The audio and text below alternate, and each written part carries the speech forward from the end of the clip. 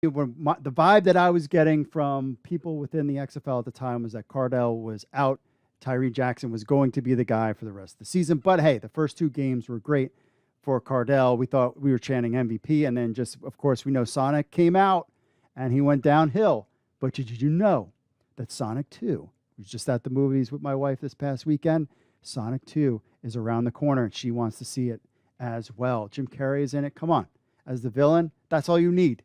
But could this, forget about that, could it be that Sonic 2 comes out, that Cardale gets another opportunity in the XFL? Because clearly the USFL has no interest in guys, they want the younger guys.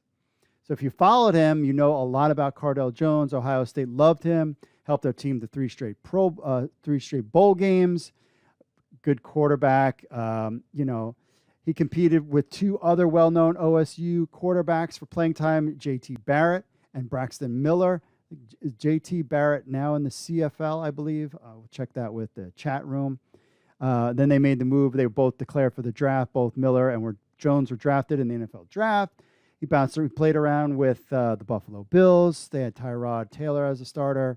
Then he got to Bills no longer believed in Manuel was their future. They selected Jones, who thought they could develop him behind Taylor. With Jones and Miller entering the draft, the starting job was handed to J.T. Barrett. OSU would watch as both men were selected on day 2 of the draft. The Bills no longer believed in Manuel as their future. They selected Jones, and the final game of his rookie season, he entered, after a turbulent season that saw Rex Ryan fired midseason, Anthony Lynn finished the season.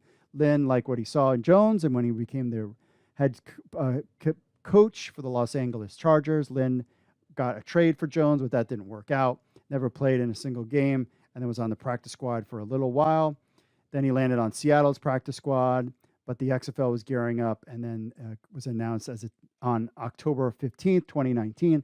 Cardale was announced as a member of the DC Defenders, pitting against former Buffalo quarterback Tyree Jackson in a competition for the starting Jones, which Jones won.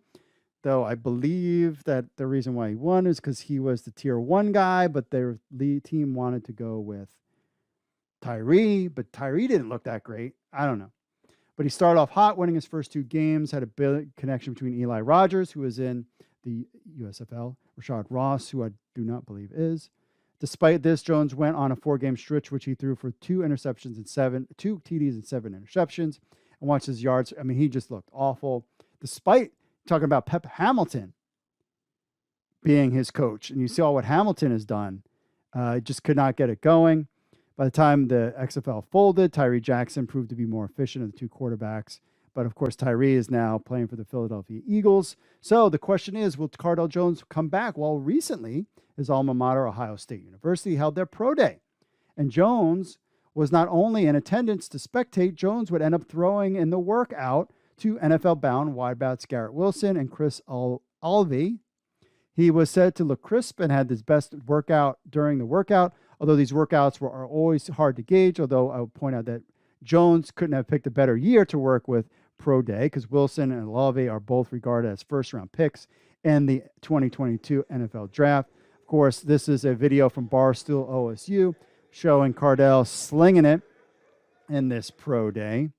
So the question is, what better way to get yourself on the map than work out in front of a large contingent of NFL and XFL scouts and coaches were there also.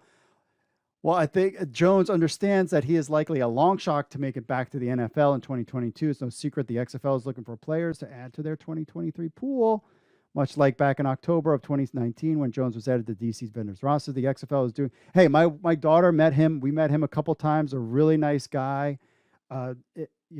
She's got his shirt. Actually, one of my daughters is wearing a Cardale Jones shirt, which I knew you couldn't do like XFL related merch, but it was like something Cardale Jones. She was just wearing it the other day. Nice guy. Love to see him get a second chance. The USFL he was not part of the draft pool. Not really sure what's going on there. So we will have to see. But could Cardale Jones, after a nice little showing at Ohio State University's Pro Day, could he potentially return to the XFL? We'll have to find out.